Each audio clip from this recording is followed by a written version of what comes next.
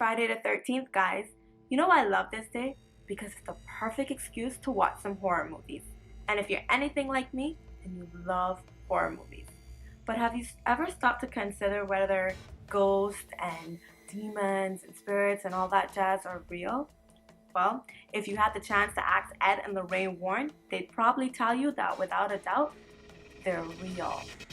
In this episode, I thought it'd be super cool to dive straight into some of their popular cases that were the inspiration for some horror movies. Let's do this. This is Ed and Lorraine Warren. Ed was a demonologist and Lorraine was a trance medium, and together they dedicated their whole lives to investigating the supernatural world. One of the movies based on their cases was the Amityville Horror.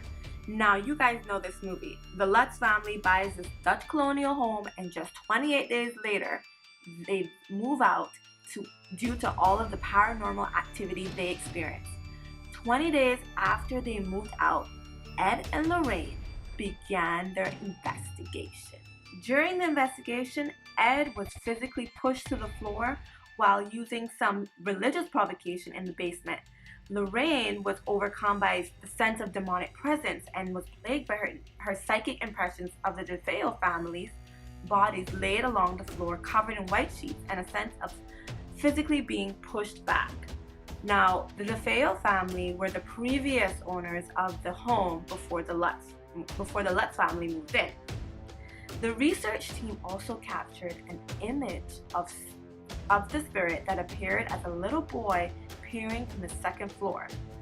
The land that the house was built on was also found to be used by John Ketchum, who was a practicing black magician and had a cottage on the land prior to the construct of the Dutch colonial in 1924. He even requested that his remains be buried on the property, and they remain there until this day. The Shinnecock Indians also at one time had an enclosure on the land that was used to house the sick and the mad, and those in this enclosure were actually left to die.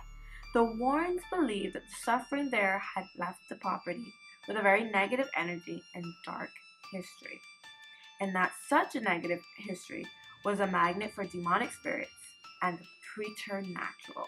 Dun dun dun. And there you have it, the somewhat true story, I guess, of the Amityville Horror. Now, obviously, there's been some controversy and some criticism as to whether or not this was actually true, and because originally the family that owned it prior to the Lutz family was the DeFeo family, and it was later concluded, I guess, that it was actually one of the sons, one of the DeFeo sons, who had killed the entire family, but claimed that there were things that made him do it, like demons and spirits and whatever. But I thought that this was really interesting. I'm just really fascinated by Ed and Lorraine Warren because they dedicated their whole life to something that many people either would be afraid of or just don't even believe exists. So up next is Annabelle. Now, I know you guys know the story behind Annabelle, so I'm just going to give you a quick recap about Annabelle. So in 1970, a mother purchased an antique Raggedy Ann doll from a hobby store. The doll had been a birthday present for her daughter, Donna. Donna was preparing to graduate from college with a nursing degree. She lived in a tiny apartment with her roommate Angie. Within days, both Donna and Angie noticed that there appeared to be something strange and creepy about the doll. The doll mysteriously seemed to move about the house, relatively small movements at first, such as a change in position, but as time passed, the movement became more noticeable. Let me just stop right there. Now you tell me something. If I had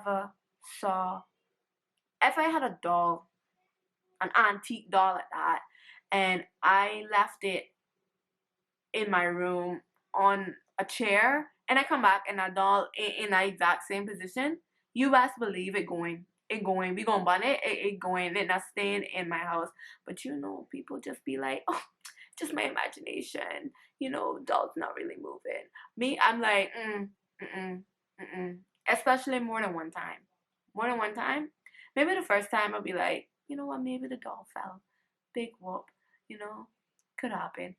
But not 2 and 3 times. Oh no, not this one. Donna and Angie would come home to find the doll in a completely different room. Sometimes the doll would be found with legs crossed, arms folded. Other times it would be found upright, standing on its feet. Several times, Donna sometimes left the doll on the couch before leaving work and would return to find the doll back in her room on the bed with the door closed. Really, Donna? Really? And that didn't prompt you at all to be like, you know what?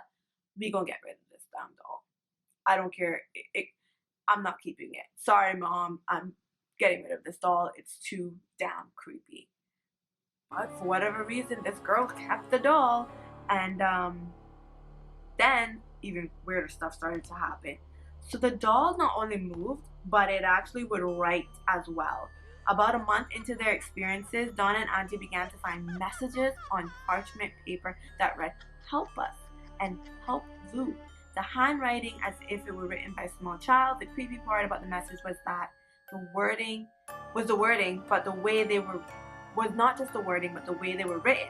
At the time, Donna had never kept parchment paper on which the notes were written in the house. So where did it come from? Exactly. Where? Where, Donna? Where? So you telling me you straight up kept this doll in your house. So not only was the doll like making small movements, but the doll was actually moving from room to room, and it was writing on parchment paper. Girl, you know that dolls can't write, right? My God. Oh my God. I don't know how people make excuses for things like this. That stuff creeps me out. It would be gone. Gone, I tell you, gone. So eventually, common sense must have catches up with her, or she's by now actually terrified after all of the other things that happened. So she contacts a medium to have a seance. Okay, as one would do. As one would do. That was when they were introduced to a spirit called Annabelle Higgins. And the spirit, I guess, introduced itself as a little girl, but then as time went on, they realized that, yo, this ain't no little girl. This is like a demonic spirit that is pretending to be a little girl. So eventually, Ed and Lorraine Warren get involved, and they discover that this, you know, it was a demon posing as a little girl, trying to gain the trust of Donna and Angie. Now, it wasn't necessarily that the demon was possessing the doll, but more so that it was just attached to the doll. Basically, what it was trying to do was gain their trust so that it could eventually possess them, which is creepy AF. Creepy AF. I don't know how these girls had this doll knowing that it was doing all this crazy stuff in the house. I don't know how they kept it this long. I would have burned it already. But eventually they contact an Episcopal priest by the name of Father Cook to do, I guess, an expelling of the demon, an exorcism, if you will. And at first he wasn't too, excited about his role as an exorcist, but he agreed to perform it. And it was a 7-page rite of exorcism, which is a doctrine he recited throughout the apartment, at which point the Warrens were confident that the entity would no longer reside there. They agreed to take the rag doll home with them, and upon leaving, Ed and Lorraine placed the doll in the back seat and agreed they would not take the interstate in the event the inhuman spirit still resided in the doll. Good on you, but that does not mean that they did not have some trouble getting home, because they did. They almost got into a collision with another car because their brakes failed and their power steering was gone, but they eventually made it home safely, which is great to know. And then they put that little raggedy doll into a case where it seemed to kind of like dampen their powers, but not fully, because they had someone who came to the home, a young man and his girlfriend, and the young man was like, you know how it is. You hear this crazy story about some doll that can move and do all these crazy things, and you start thinking, that ain't real. So you go up in there like a big man and try to talk to the doll, and the way he was talking to the doll, he wanted to see the doll move. He wanted the doll to do some stuff. And obviously the doll didn't do anything, not until he got on his motorcycle with his girlfriend, and they were talking and laughing about this ridiculous doll, and then you know what happened?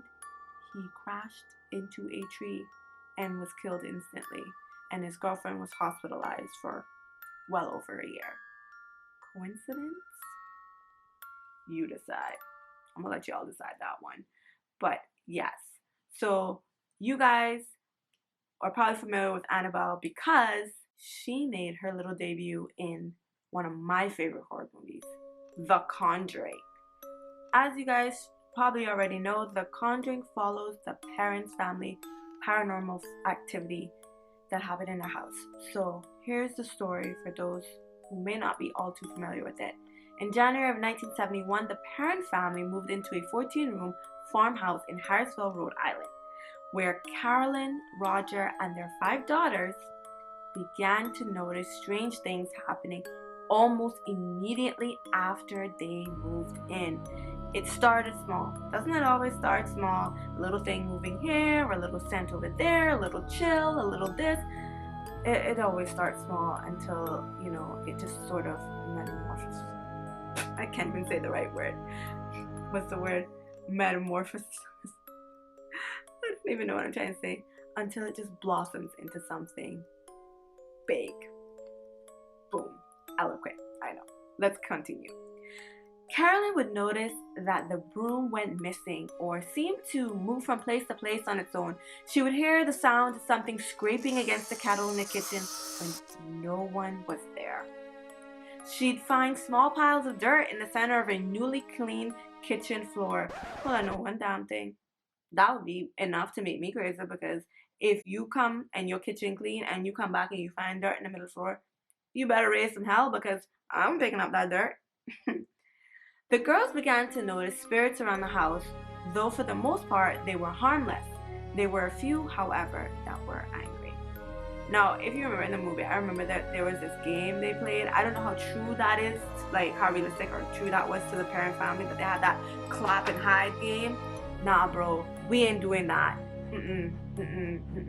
No. Clap and hide. What? Because there was a particular scene in that movie where somebody was clapping, but it wasn't the daughter or the mother. So who were clapping? Hell no. Carolyn is the wife. Carolyn allegedly researched the history of the home and discovered that it had been in the same family for 8 generations, and that many of them had died under mysterious or horrible circumstances. See, guys, let me just drop this little nugget of information, though I think it should be common sense. When you go and buy a home, especially an old ass house, do your research. Ask questions, because sometimes some of them real estate agents, I don't know, depending on the rules or the laws where you are, they may not have to disclose that there was a murder there. And do you really want to wait until you were being haunted to figure out if there was a murder there? Not gonna be me. See, this is why some of this stuff, it can't catch me, because I ain't gonna be this gullible. No. Not me. Sorry. Anyways, the spirit that was depicted in the film, Bathsheba, was the worst of them all. Right, so she was actually a real person that they found out, who lived in the parents' property in the mid-1800s, and she was rumored to be a Satanist. You heard me right. A Satanist. And there was evidence that she had been involved in the death of a neighbor's child, though no trial ever took place. She was buried in a nearby cemetery in downtown Harrisville. And it was this particular spirit, Bathsheba, I don't know if I'm saying that right, that the parents believed was haunting them. Now, by the time Ed and Lorraine, according to this website, had been going to the house and seeing the parent family on and off for about 10 years.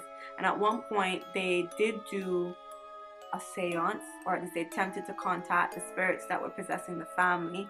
And at one time, the wife, Carolyn Parent, became possessed and speaking in tongues and rising from the ground in her chair. Rising from her ground in her chair. Now, the family stayed in this home for a long time due to financial instability, which is, wow, crazy to me. I mean, that's not what happened in the film. I think in the film they actually ended up like moving out rather quickly. But yeah, I'm sorry. I think I'd rather be homeless. I think I would rather be homeless than to be tormented like this. Like, your peace of mind, bro. Your peace of mind is everything. Everything. When you don't have when your peace is interrupted and you can't lay your head down at night because you're hearing all types of crap, like, that shit's serious. I'm sorry. I think I would rather be homeless. I'm not even gonna lie. Like, I don't even know.